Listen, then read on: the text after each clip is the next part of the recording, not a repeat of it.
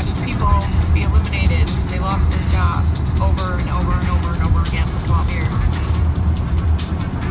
Until I finally lost mine. It was a terrible situation. We, graphic designers, they're pretty much cut our own throats. We did such a great job showing everyone that we can do this work in advertising electronically, that soon our jobs were outsourced, eliminated. People who've been at the paper for years were cut. People who've been there for 25 years and were making decent money were cut and replaced with young people making minimum wage or minimum amount. It was a terrible situation. We did such a great job. We showed them how we could outsource. We showed them how to cut our jobs.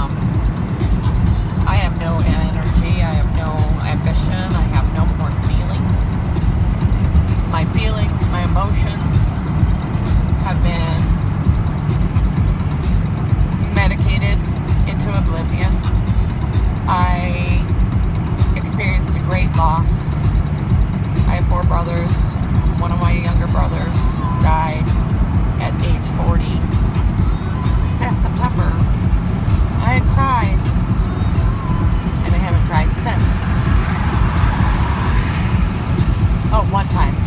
I finally cried about a week ago. It was wonderful. I was like, wow, I can feel something. It's amazing. You know.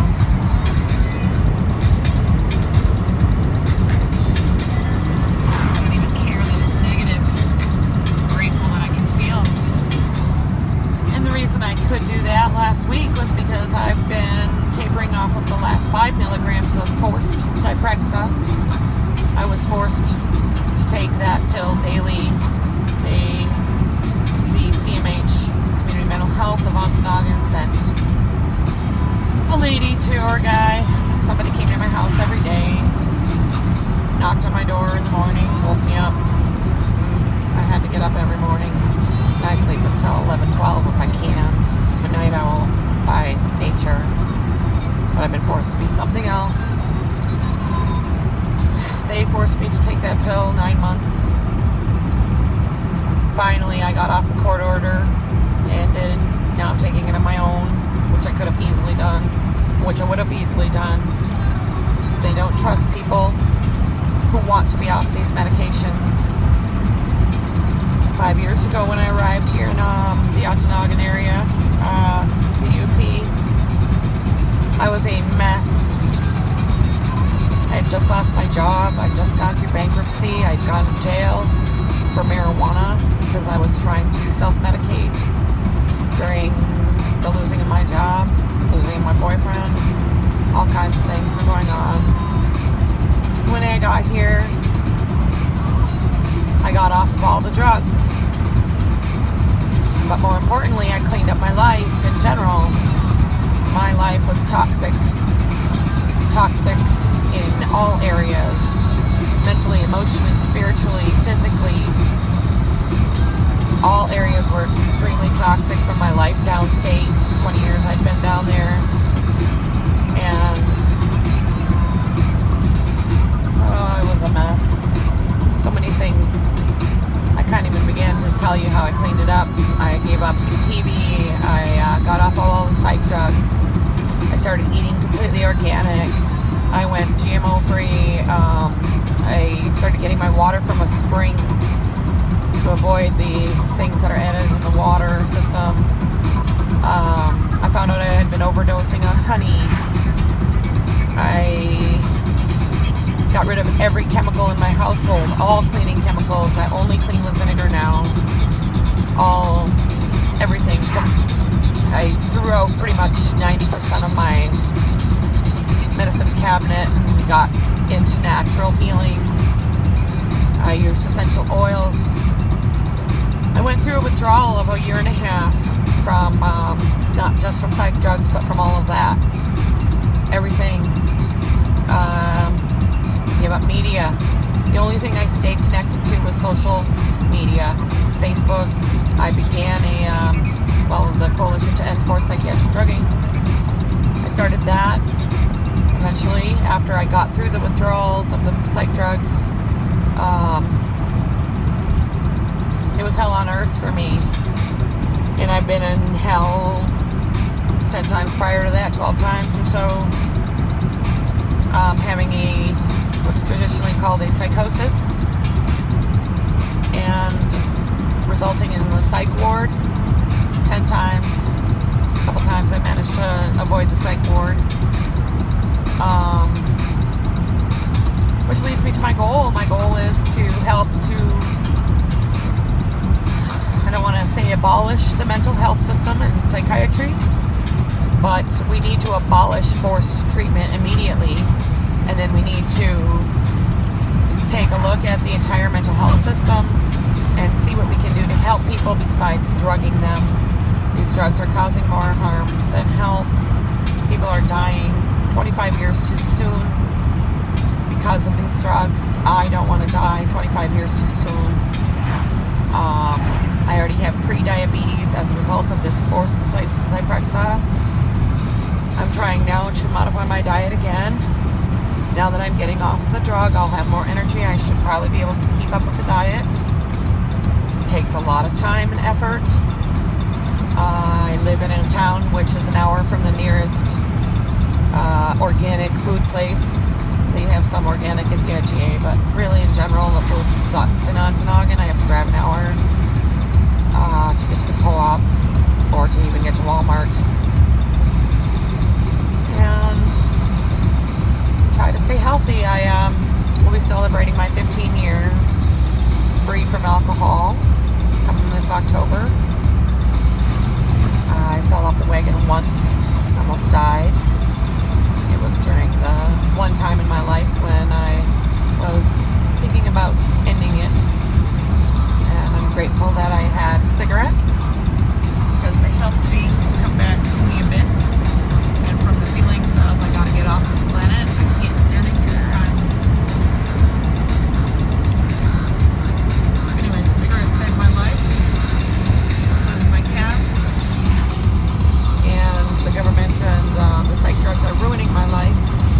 I had gotten free from all of that and I was healing naturally, holistically. I was seeing acupuncture, 2 chiropractors, doing the diet, doing meditation, and watching my rest and sleep and stress levels. I was doing rather well. And then I met somebody, and the stress of that relationship brought up a lot of old relationships, stresses that I had in the past, things that I haven't healed from, which is why I have symptoms of imbalance. I like to call it imbalance. Get away from chemical imbalance and get back to just balance.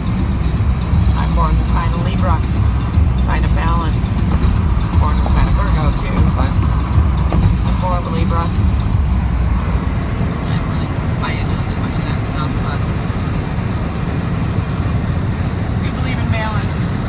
I live a severely imbalanced life, unbalanced life. And when I finally got disabled and had time, I tried to balance my life, and I did it very well until I met the man I'm with now. And old trauma came up, and I had another psycho-spiritual breakthrough. My word for psychosis. Psycho-spiritual breakthrough. Basically had a break, ended up in the psych ward. That led to my first court order to take medication after I had spent 3 years coming off of medication very slowly, carefully. Now the state came, they wrecked my efforts of tapering, my efforts to be free from these toxins, these neurotoxic, brain disabling psychiatric drugs. They gave me Abilify, and I had 9 months of injections from a needle. Every month I had to go down to the local CMH and had to have injections. So first it was injections, now it's daily deliveries. This system is rotten to the core. It is causing such things as school shootings, people killing themselves. The system is got to go. It is beyond bad. It is harmful. If you're somebody struggling with mental health issues, I highly recommend you do not go see a psychiatrist. See a therapist, a psychotherapist, a psychologist, anybody but somebody who will offer you drugs. There are many ways to deal with the unbalance in your life, and you don't have to get on these things. They are very dangerous, and I agree with Peter Gotsky. I think that's how you say his name. Gotsky. That's how it's spelled. He's from the Netherlands, and he worked for the Cochrane collaboration, which basically is one of the last honest efforts at reviewing science publications and scientific studies. He was recently ousted, even though he was one of the founders, because he he doesn't believe they're sticking to their standards of honesty and truth, and that they're being slowly bought out. Anyway, Peter Gogh says that 98% of all psychotropic drugs could be eliminated, and we would have a better system. I agree. I believe that these drugs are causing school shootings. The drugs, when I was in my darkest time from the drugs, coming off of them, I went through serious hell. Serious hell. A hell where I could have easily, if I had a gun, I would have probably killed myself and many other people if I was not out of it. And there are people going through that now, and that are suffering, and that have nowhere to turn to help them to get off of these drugs. The Inner Compass Project is the only place I know of that is helping people in the United States to taper safely off these drugs. I'm sure there's individual psychiatrists who have left the fold in traditional biological paradigm and are looking to help, and we need more people like that. We need every psychiatrist in the world to review this literature and take the bigger picture into account, look at things from my perspective, from perspective of other psych survivors. We are suffering. We are dying. We are screaming. I have been screaming for 3.5 years, 4 years now on my page and on my personal page, scaring my friends and family and community. And I had 2 public breakdowns last summer in my front yard, in my yard. Everyone in town saw it. Oh, very embarrassing. But I had nowhere to go. And now everybody in Ontonagon knows it. The only place that we have to go to is the psych ward. Nearest one is in Marquette, 2 hours away. I ended up in Sault Ste. Marie, which was 5 hours away. And I was tortured there and given psych drugs again against my will, injected into me with needles. To me, I'm in a concentration camp. Ontonagon is a concentration camp to me. I live with daily terror of being helped. My help is torture. People don't understand what happens there and what I've been trying to do in my life and what the state is doing against my will. They are torturing people with these forced psych drugs. I am a very educated, smart person. I went to the University of Michigan. I graduated at the top of my class from Calumet High School. I was 11th in my class. I know what I'm doing. And I don't believe the mainstream narrative, the psychiatric narrative that we've been fed and marketed to. I worked in advertising for 15, 20 years here, or, 15 years at least. And we're being sold to this lie after lie of mental illnesses or chemical imbalance. No, they're not chemical imbalance. They're emotion. And they're in balance, but more drugs aren't going to help the situation. There are societal issues at hand. I went through hell, and I'm going to tell the story that I went through from the time I started keeping my diaries at age 12 or so. My whole story is written, and I'm going to put it out there. I'm going to do my best to protect people in my life that will be in the story. I will change their names and do what I can, but I think it's very important for a person's whole life to be taken into account when you're dealing with such things as bipolar and schizophrenia and other labels that destroy and stigmatize a person for life based on a handful of events. Some people 2 or 3 episodes. I had 12 in 22 years. That's a very small amount of time to be labeled for life and drugged for life. I don't agree with the system in any way, shape, or form anymore. I went along with it for 15 years because I was so busy. I went to school, got 2 degrees, I got a career, I worked. I I lived a full life. I had, I never had a family because of the psych drugs and because of the label and because of my fear that I was going to give my child this supposedly genetic disorder. It's not genetic. These things are not even real. Mental illness is a myth. It is something that humans created. We have slapped labels on every emotion and we called things good or bad, evil, not evil, bad, and good. And these are subjective terms. The DSM is made up is made up. It's made up by humans voting, holding their hands up and agreeing. Yeah, we just think this is a bad thing. We're gonna medicalize emotion. Last time I checked, emotions are very important. They tell us what's wrong in society, and if somebody's having bad emotions and looking really scary, then they have very large messages to give people about the society they're finding themselves in and the things that happen to them. We can't tell them they can't have these emotions and react in these manners and just drug them into not reacting. That is dangerous as hell. And wrong.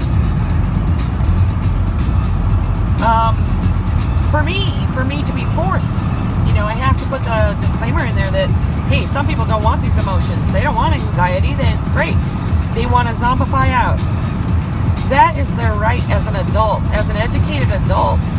They have a right to do that. I believe that these drugs are, we shouldn't get rid of what we've created. We should use them wisely. And some people need them, and some people want them. I do not want this shit in my body. I don't want these toxins in my body. I want to be free from all of this human-created bullshit science lab experiment crap.